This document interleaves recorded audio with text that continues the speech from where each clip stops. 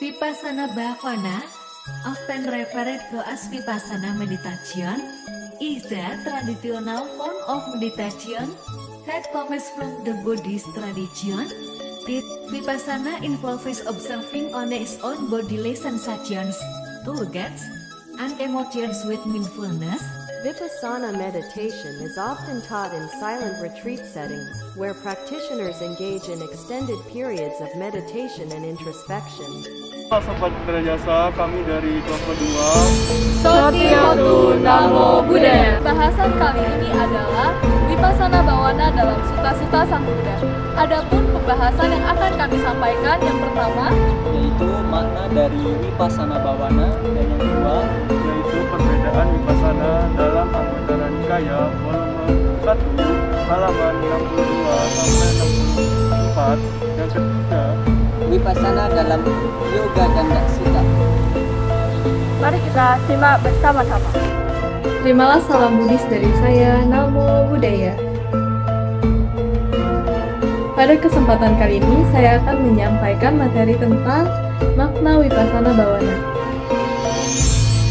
Vipassana Bhavana secara sempit diartikan sebagai meditasi pandangan terang.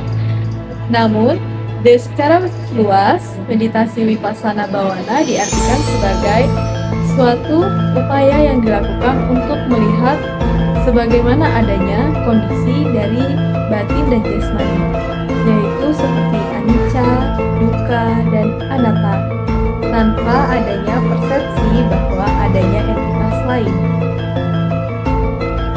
Kata Vipassana berasal dari kata Vipassati, yang berarti melihat dengan menggunakan berbagai cara atau melihat dengan penembusan, atau dikatakan juga melihat dengan analisis pandangan terang.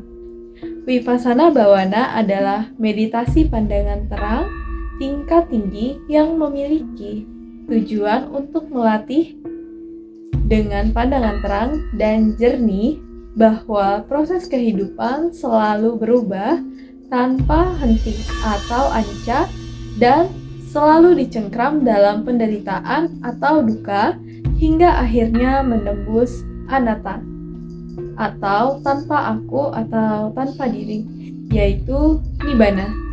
Dengan praktik meditasi Vipassana Bhavana dapat memberikan suatu bentuk pengendalian diri agar tidak hanyut dalam perasaan senang, marah, benci, kecewa, kemudian adanya kebodohan batin, keserakahan, serta tidak melekat dengan masalah yang ada dan selalu sadar dalam melakukan segala aktivitas.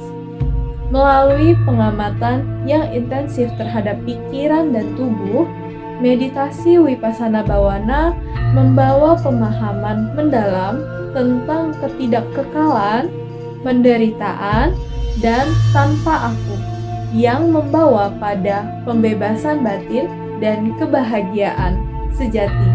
Meditasi yang benar akan memberikan dampak atau manfaat yang sangat baik pada diri sendiri, terutama ketika disertai dengan moralitas yang baik dan berfokus pada pengembangan pandangan terang untuk mencapai kebahagiaan dan pembebasan sempurna.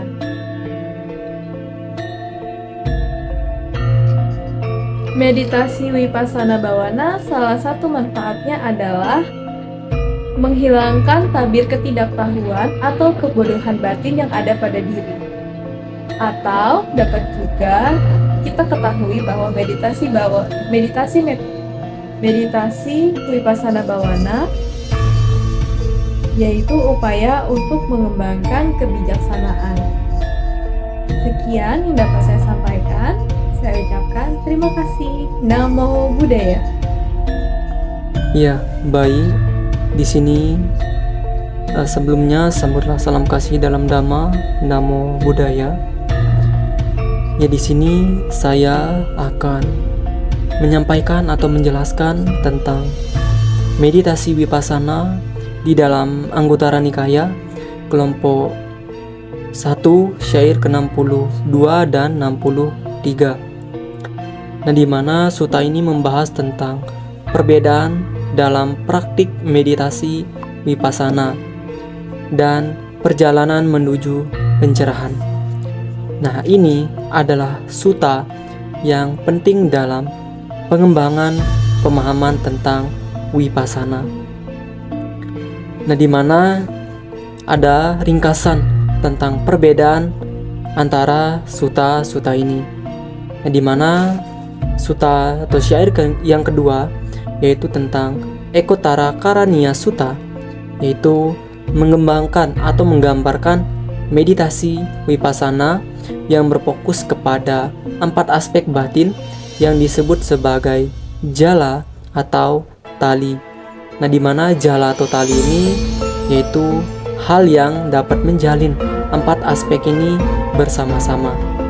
Nah, ini adalah perumpamaan tentang cara menghubungkan 4 aspek meditasi seperti tubuh, perasaan, pikiran, dan fenomena batin. Ini adalah cara untuk mengembangkan pencerahan melalui pemahaman yang mendalam terhadap aspek-aspek meditasi ini. Nah, di mana sutta yang syair ke-63 yaitu Samadhi Bhavana Sutta. Nah, di mana Samadhi Bhavana Sutta yaitu menyoroti tentang pentingnya pengembangan meditasi samadhi atau konsentrasi sebelum mempraktikkan vipassana. Nah, ini menjelaskan bahwa samadhi yang baik adalah pondasi yang kuat untuk meditasi vipassana yang berhasil. Nah, di mana pengembangan konsentrasi yang mendalam dapat membantu kita dalam mengatasi gangguan mental dan meningkatkan kemampuan untuk memahami dengan jelas realitas batin saat melakukan vipassana. Ya, jadi demikian yang dapat saya sampaikan tentang Anguttara Nikaya, tentang meditasi vipassana. Ya, saya tutup. Namo Buddhaya. Terpujilah Sang Bhagawa, Namo Buddhaya. Nah, di sini saya akan menyampaikan atau menjelaskan meditasi vipassana dalam Anguttara Nikaya contoh 1 syair yang ke-64 yaitu Anapanasati Sutta yang membahas meditasi Anapanasati, yaitu meditasi pada pernapasan. Nah, ini menekankan pentingnya meditasi pernapasan dalam mengembangkan konsentrasi dan pemahaman yang dalam terhadap batin. Nah, dalam konteks ini pernapasan digunakan sebagai fokus untuk mencapai pencerahan. Nah, dari ketiga sutta ini dalam Anguttara Nikaya memberikan pandangan yang berbeda. Nah, di dalam pengembangan meditasi vipassana. Nah, jadi meditasi vipassana penting untuk mengembangkan konsentrasi atau samadhi dan meditasi pernapasan dalam perjalanan menuju pencerahan. Nah, ini dapat mencerminkan keragaman pendekatan dalam tradisi Buddha untuk mencapai pemahaman mendalam tentang realitas batin dan pencerahan. Nah, baik, sekian yang dapat saya sampaikan dari penjelasan tentang perbedaan vipassana dalam Anguttara Nikaya seperti itu. Namo Buddhaya. Satyotu Namo Buddhaya. Ya, baik, di sini saya ingin menjelaskan tentang vipassana dalam Yogananda Sutta. Nah, yang dimana vipassana dalam Yogananda Sutta ini terdapat di dalam Anguttara Nikaya. Nah, dalam khotbah ini diceritakan ketika Biku Ananda berada di Kosambi, beliau menegaskan bahwa siapapun biku ataupun bikuni yang datang kepada beliau dan mendeklarasikan pencapaian harantanya, semua pencapaian kesucian arahat dengan jalan mengembangkan salah satu di antara 4 metode. Nah, yang dimana 4 metode ini saling berhubungan dengan pengembangan samatha dan vipassana. Nah, 4 metode ini yang pertama yaitu seseorang yang mengembangkan samatha terlebih dahulu, baru kemudian vipassana. Kemudian yang kedua, seseorang mengembangkan vipassana terlebih dahulu, baru kemudian samatha. Yang ketiga, seseorang yang mengembangkan samatha dan vipassana secara bersamaan. Yang keempat yaitu ada kasus di mana seseorang meredam terlebih dahulu keresahan yang berkaitan dengan dhamma. Kemudian batin menjadi terkonsentrasi dan jalan menuju pembebasan dapat diperoleh. Nah, di dalam kitab komentar untuk khotbah ini menjelaskan bahwa samatha adalah pengembangan jana, sedangkan vipassana pengembangan kebijaksanaan untuk melihat anicca, dukkha, dan anatta. Nah, khotbah ini pun menepis sebuah pandangan yang menganggap bahwa untuk mencapai pembebasan seseorang harus mengembangkan samatha terlebih dahulu, baru kemudian vipassana. Sedangkan khotbah ini menjelaskan ada beberapa orang yang dapat mencapai kesucian dengan mempraktekkan vipassana terlebih dahulu, baru kemudian samatha. Nah, sekian penjelasan tentang vipassana dalam Yogananda Sutta. Satyahotu, Namo Buddhaya. Mengenai vipassana bawana, di sini kita dapat simpulkan bahwa vipassana bawana adalah suatu praktik meditasi yang diajarkan oleh Sang Buddha melalui berbagai sutta-sutta dalam agama Buddha.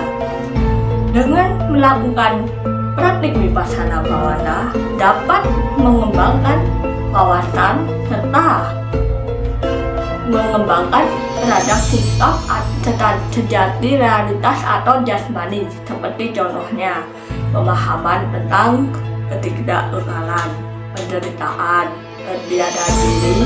Lalu dapat kita ketahui dengan mempraktikkan vipassana bawana dapat memperoleh hasil yang maksimal, yaitu yang pertama pemahaman mendalam, yang kedua penderitaan, yang ketiga pengembangan kesadaran, yang keempat meningkatkan konsentrasi. Dan itulah tadi kesimpulan yang dapat kita pahami mengenai vipassana bawana. Sekian dari kelompok 2, Satyahotu, Namo Buddhaya.